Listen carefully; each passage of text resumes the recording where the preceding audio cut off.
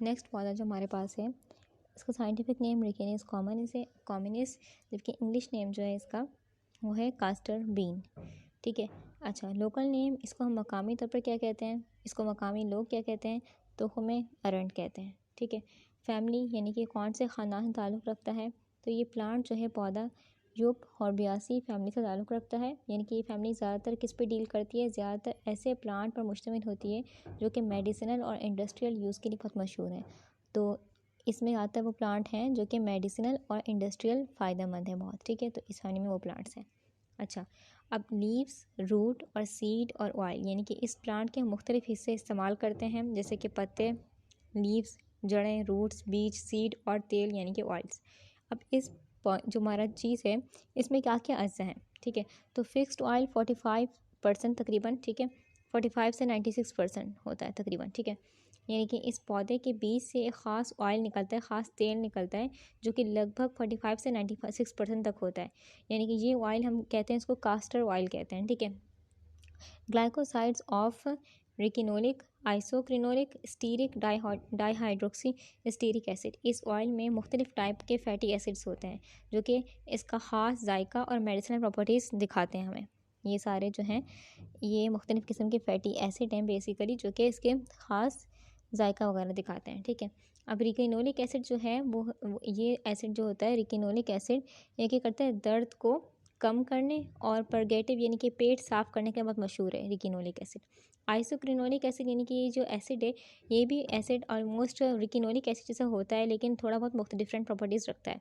Stearic acid ये क्या करता है, ये एक फैटी एसिड है जो कि क्या करता है, जो कि स्किन और बालों के लिए बहुत अच्छा होता है, जिल्द के लिए भी, बालों के लिए बहुत अच्छा है।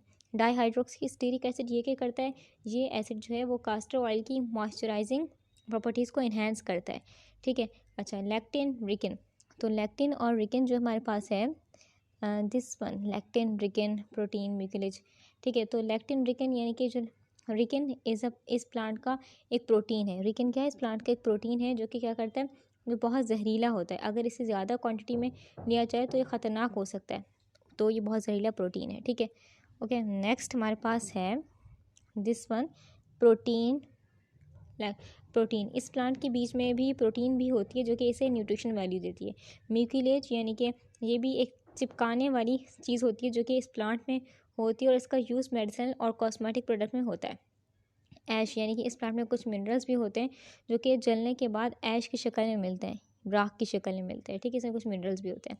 अब इस पौधे के जो हमारा तुख्मे अरेंड है इसमें इसके क्या क्या इस्तेमाल होते हैं बेसिकली, तो सीड, इसके बीज के इस्तेमालात क्या क्या हैं, रिजॉल्वेंट यानी कि ये जो बीज होता है हमारे पास ये कैसा होता है, रिजॉल्वेंट मतलब होता है कि ये जो बीज है इन्फ्लेम्ड एरियाज में, जो ज़ख्मी एरियाज हैं उनकी सोजिश को कम करता है। डिटर्साइव यानी कि ये बीज जो होता है ज़ख्मों को क्या करता है, ज़ख्मों या फिर चोटों को साफ़ करने में मददगार होता है।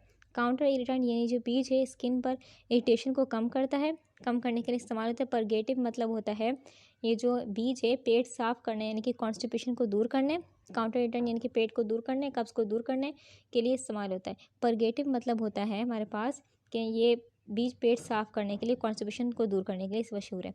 इम्यूनागोग मतलब होता है हमारे पास इम्यूनागोग, इसका मतलब होता है कि ये बीज जो है माहवारी यानी कि मेंस्ट्रुएशन को रेगुलर करने में हेल्प करते हैं, यानी कि रेगुलर रखने में मदद करता है। ठीक है। एंथलमेंटिक मतलब होता है यानी कि बीज क्या करता है, कीड़ा मार दवाई के तौर पर भी इस्तेमाल होता है जो कि पेट के कीड़ों को ख़त्म करता है। एंथलमेंटिक पेट के कीड़ों को ख़त्म करेगा।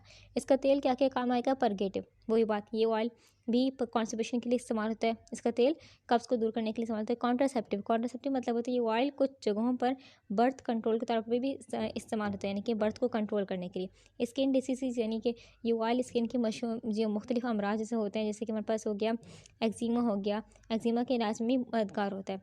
एंटीडोट इन फूड पॉइजनिंग मतलब क्या हो हमारे पास कि अगर खाने से जहर मिली चीज़ को क्या करना है हमने अगर खाने से जहर मिली चीज़ खाने से पॉइजनिंग हो जाए तो ये ऑयल उसका इलाज करने में हेल्प करता है।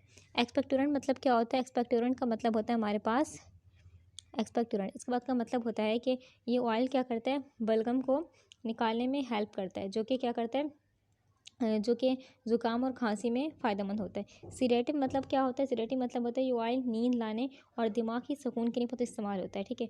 रूमेटिज़म मतलब होता है कि ये ऑयल जोड़ों के दर्द और गठिया के इलाज के लिए बहुत मशहूर है। पैरालिसिस यानी कि ये ऑयल फालिज के मरीज़ भी फालिज के मरीज़ों के लिए बहुत हेल्पफुल होता है, ठीक है। उन्हें बहुत मददगार साबित हुआ है। एस्थमा यानी कि ये जो ऑयल है हमारे पास, ये एस्थमा, ठीक है, एस्थमा के सिम्टम्स को भी कम करने में हेल्प करता है। कफ यानी कि ये तेल जो है खांसी को कम करने में भी मदद करता है।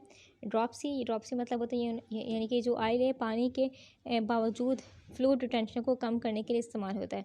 इनीमा यानी कि ये तेल जो है पेट साफ़ करने के लिए इनीमा की तरह भी इस्तेमाल होता है, यानी ये इसको हम बोल सकते हैं रेक्टम के ज़रिए अंदर डल जाता है, ठीक है।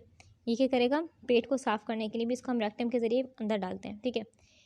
अब इन तमाम फ़ायदों की वजह से रिकिनस कॉम्युनिस एक बहुत वैल्यूबल प्लांट है, बहुत कीमती प्लांट है, जो कि मेडिसिनल और थेरेपेटिक पर्पसेस के लिए यानी कि इसकी बहुत अहमियत है हमारे पास, ठीक है। अच्छा, हम जो वर्ड इस्तेमाल करते हैं तुखम मतलब क्या है? तुखम मतलब क्या होता है? बीज होता है या फिर सीड होता है। इसका मतलब क्या है? बीज या फिर सीड, यानी कि ये प्लांट का वो हिस्सा होता है जो कि ज़मीन में बो कर हम नया प्लांट इससे बना सकते हैं। तुखम में वो सारी ज़रूरी चीज़ें होती हैं जो कि एक नया प्लांट बनाने के लिए ज़रूरी, नया प्लांट उगाने के लिए ज़रूरी है। इसका टेक्सचर किस तरीके का होता है?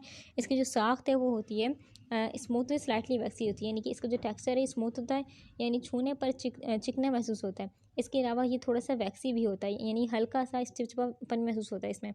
एक्सटर्नल मार्किंग यानी कि बाहर की निशान कैसे होते हैं? इस पर कोई चमक नहीं होती, यानी ये डल होता है और इस पर हल्की और गहरी पैचेस धागे होते हैं जो कि अनइवन होते हैं, बराबर नहीं होते। इंटरनल मार्किंग है अंदरूनी निशान, यूनिफॉर्म स्लाइटली वाइट टेक्सचर, यानी कि इसके अंदर का टेक्सचर होता है वो एक जैसा होता है, यानी यूनिफॉर्म होता है, और ये थोड़ा सा सफ़ेद भी होता है, यानी स्लाइटली वाइट टेक्सचर रखता है। फ्रैक्चर यानी कि जब टूटता है तो कैसे टूटता है? तो ब्रिटल अनइवन, ठीक है। तो ये जो आसानी से टूट जाता है क्योंकि ये ब्रिटल होता है, यानी ये नाजुक होता है, और टूटने पर इसका जो ग्रेन होता है दाना वो अनइवन होता है, यानी हर जगह एक जैसा नहीं होता, ठीक है। एक्सटर्नल कलर यानी कि जो बाहर से कलर होता है इसका dark brown to mottle brown, यानी कि इसका जो बाहर का रंग होता है वो गहरा ब्राउन होता है, लेकिन इसमें कुछ जगह अनइवन ब्राउन पैचेस भी होते हैं, जैसे मोटल ब्राउन कहते हैं, ठीक है। कहीं की जगह ब्राउन पैचेस होंगे उनको हम कहेंगे मोटल ब्राउन, ठीक है। इसका अंदरूनी रंग किस तरीके का होता है? अंदरूनी रंग जो होता है वो होता है हल्का पीला, पेल येलो होता है, जो कि ज़्यादा रोशनी वाला नहीं होता।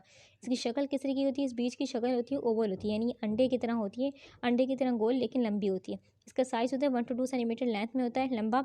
ये बीज लगभग 1 से 2 सेंटीमीटर लंबा होता है, यानी इसका जो साइज़ छोटा सा मोटा देने जैसा होता है, छोटा सा मोटा सा इस तरीके का होता है। इसका जो मज़ा होता है वो होता है बिटर एंड एक्रिड, यानी कि इसका मज़ा क्या होता है? कड़वा होता है, तेज़ होता है, यानी छूने पर ये चिकनेपन पर कड़वाहट और तेज़ जायका महसूस होता है हमें, ठीक है। इसकी जो बू होती है इसकी बू तीखी होती है, यानी नाक में तेज़ी से महसूस होती है, जो कई लोगों को अच्छी नहीं लगती, यानी कि अजीब सी स्मेल होती है। अब इन तमाम फीचर्स को समझने के बाद हमें इसके टेक्सचर, रंग, शक्ल, मज़ा और बू के बारे में भी क्लियर तस्वीर मिल जाती है, यानी कि ये सब चीज़ें इसकी पहचान है।